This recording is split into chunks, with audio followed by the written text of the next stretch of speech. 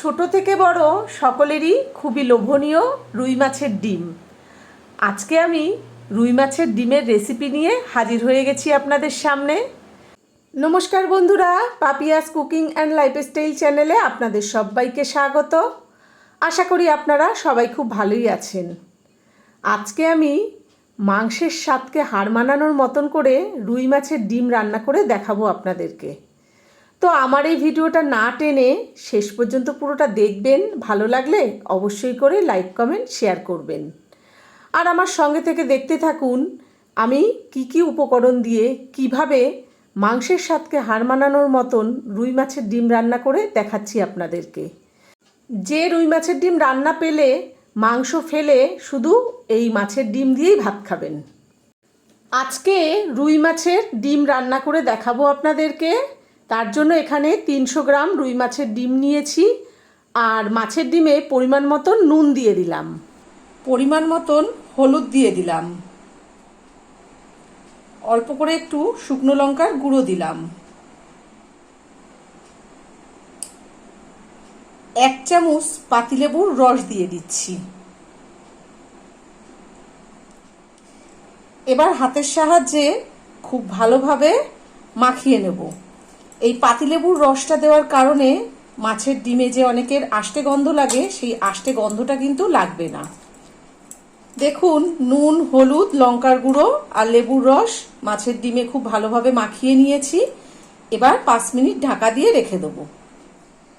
আজকে মাছের ডিম রান্না করব কাঁঠালের বীজ আর আলু দিয়ে। দেখুন, আলু এইভাবে ডুমো করে কেটে ধুয়ে পরিষ্কার করে নিয়েছি। আর কাঁঠালের বীজের খোসা ছাড়িয়ে গোটা গোটাই নিয়ে নিয়েছি।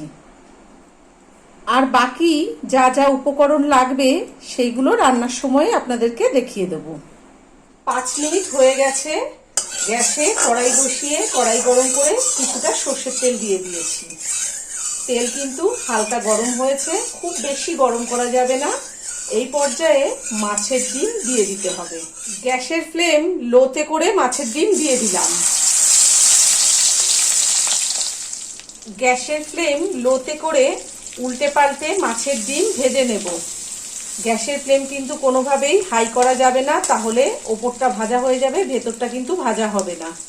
দেখুন বন্ধুরা, উল্টে পাল্টে মাছের ডিম কিন্তু আমি ভেজে নিয়েছি। এবার মাছের ডিম তেল থেকে তুলে নেব। দেখুন, মাছের ডিমটা তেল থেকে তুলে নিয়ে আমি এই ছুরিটার সাহায্যে এইভাবে পিস করে কেটে নিয়েছি। যেহেতু ডিমটা অনেক বড়, সেই জন্য দেখুন ভেতরে কিন্তু কাঁচা রয়েছে, এখনো ভাজা হয়নি। আমি গরম অবস্থায় কেটে নিয়েছি। আবারও এই তেলে দিয়ে এই যে সাইডগুলো ভাজা হয়নি এই সাইডগুলো ভেজে নেব।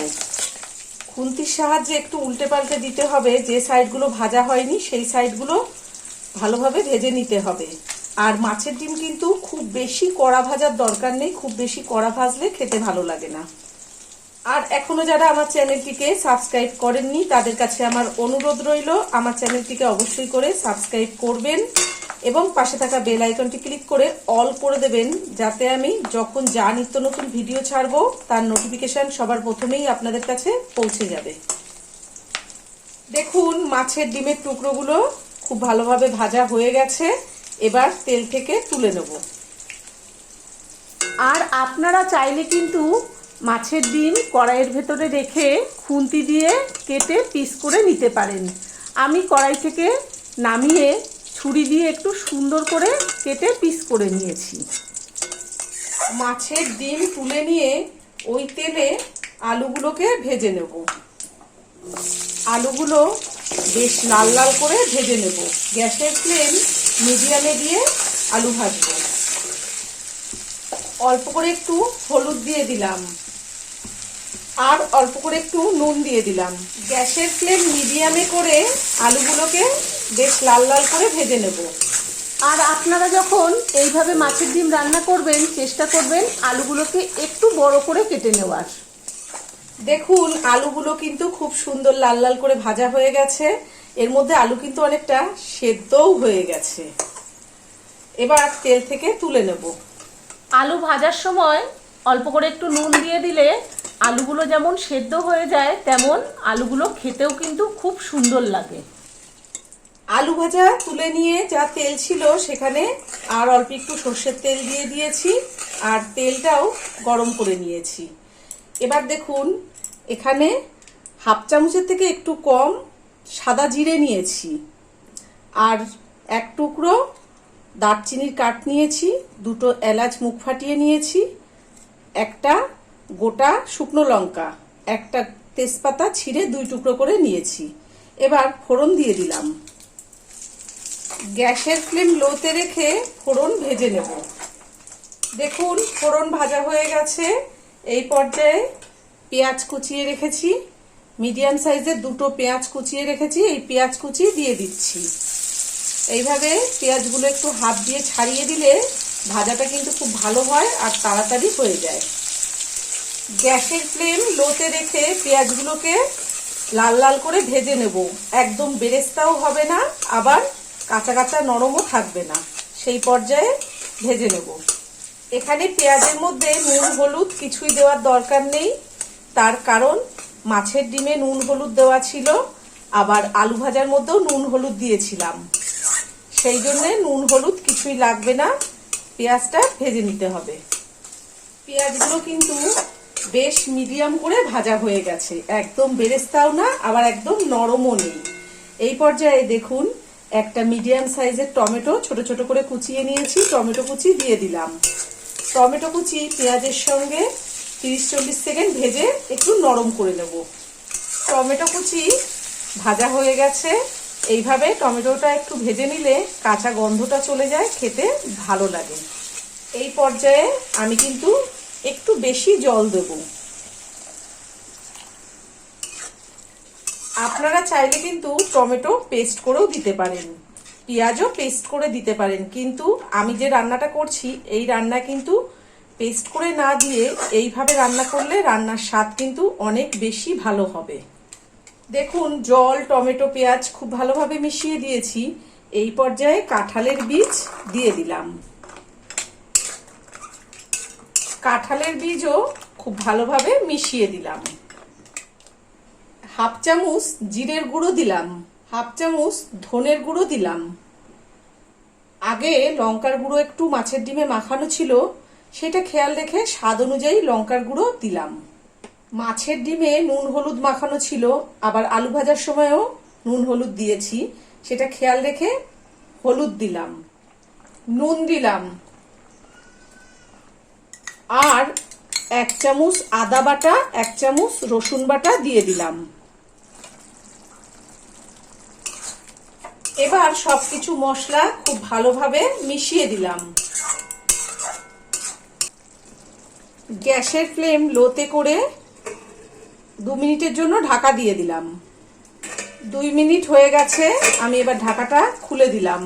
এইভাবে ঢাকা দিয়ে রান্নাটা করলে রান্নার গন্ধ যেমন সুন্দর হবে, আর তার সঙ্গে কিন্তু এই কাঁঠালের বীজগুলোও খুব সুন্দর সেদ্ধ হয়ে যাবে। আপনারা চাইলে কিন্তু কাঁঠালের বীজ আগে আলাদা করে সেদ্ধ করে নিতে পারেন।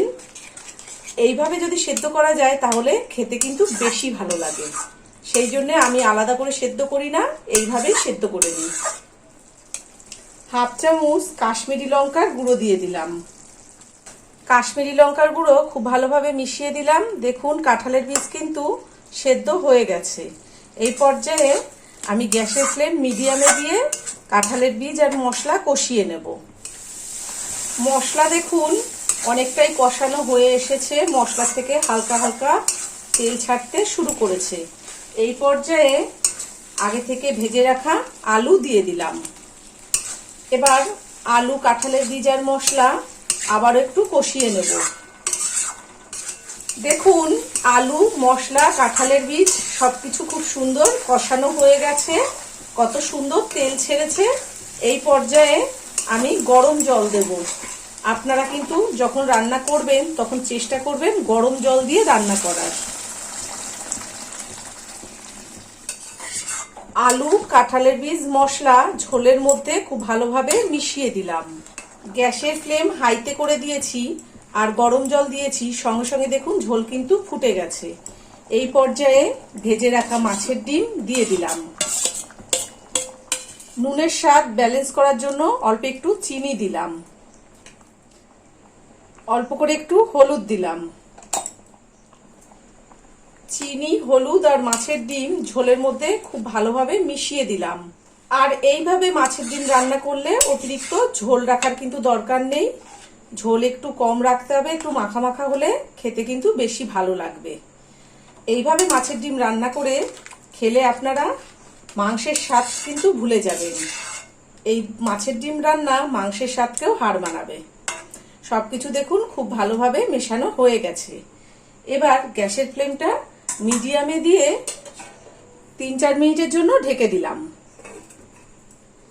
4 মিনিট হয়ে গেছে, আমি ঢাকা খুলে দিচ্ছি।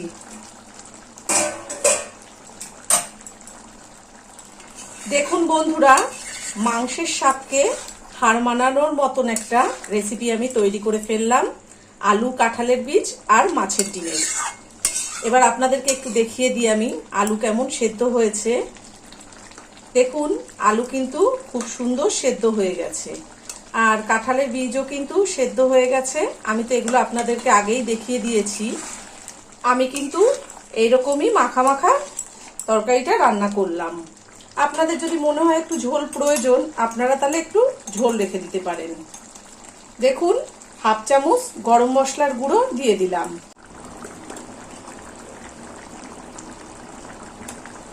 আর 2টো কাঁচা লঙ্কা মুখ ফাটিয়ে দিয়ে দিলাম। এবার গরম মশলা আর কাঁচা লঙ্কা খুব ভালোভাবে মিশিয়ে দিলাম, দিয়ে গ্যাসের ফ্লেম লোতে করে 1 মিনিটের জন্য ঢাকা দিয়ে দিলাম। 1 মিনিট হয়ে গেছে, আমি ঢাকাটা খুলে আপনাদেরকে একটু দেখিয়ে দিই। দেখুন এই পর্যায়ে আমি মাছের ডিমের তরকারিটা রান্না করলাম। এবার গ্যাস নিভিয়ে দেব, দিয়ে 5 মিনিট ঢাকা দিয়ে রেখে তারপরে আপনাদেরকে পরিবেশন করে দেখাবো। দেখুন বন্ধুরা, কাঁঠালের বীজ আলু দিয়ে রুই মাছের ডিমের রেসিপি একদম রেডি হয়ে গেছে। ছোট থেকে বড় সকলেরই খুবই লোভনীয় মাছের ডিম। তো সেই রুই মাছের ডিম আমি আজকে যেভাবে রান্না করলাম, যা যা উপকরণ দিয়ে, আপনারা বাড়িতে ঠিক সেইভাবেই সেই উপকরণ দিয়ে রান্না করবেন, করে গরম গরম ভাত, রুটি, লুচি, পরোটার সঙ্গে খাবেন, আবার সবাইকে রান্না করে খাওয়াবেন। আশা করি সকলের খুব ভালো লাগবে। এভাবে রুই মাছের ডিম রান্না করলে মাংস ফেলে সবাই এই রুই মাছের ডিমের তরকারিই খাবে। তো আজকে আমার এই রুই মাছের ডিমের রেসিপি আপনাদের কেমন লেগেছে সেটা কিন্তু কমেন্ট করে জানাতে একদমই ভুলবেন না। আবার অন্য কোনো দিন অন্য কোনো রেসিপি নিয়ে হাজির হয়ে যাব। সবাই ভালো থাকবেন, সুস্থ থাকবেন। ধন্যবাদ।